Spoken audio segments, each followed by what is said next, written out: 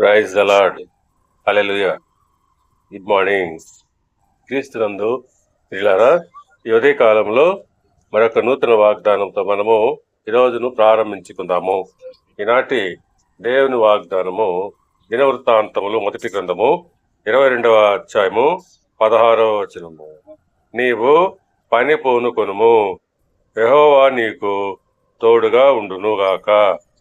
ప్రియులారా, ఈ వాక్యంలో రాజైన దావీదు తన కుమారుడైన సొలొమోనుకు దేవాలయ నిర్మాణం గురించి ధైర్యం చెబుతున్నాడు. ఇక్కడ యెహోవా నీకు తోడయుండును అనేది దేవుని వాగ్దానము. దేవుని చిత్త ప్రకారము చేసే పనిలో ఆయన సన్నిధి, సహాయము, విజయము ఉంటాయి. కనుక ప్రియులారా, మనము ఎంత మాత్రము అవిశ్వాసానికి గురికాక దేవుని నడిపింపును అర్థం చేసుకొని ముందుకు సాగినట్లయితే తప్పకుండా విజయం సాధిస్తాము.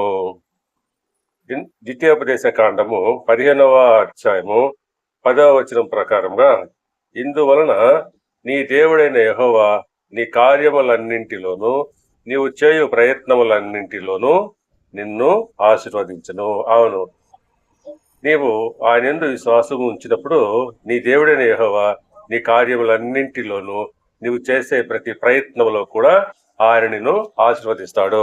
దేవుడు మిమ్మల్ని దీవించి ఆశీర్వదించి వర్ధిల్ల చేయునుగాక. ఆమేన్.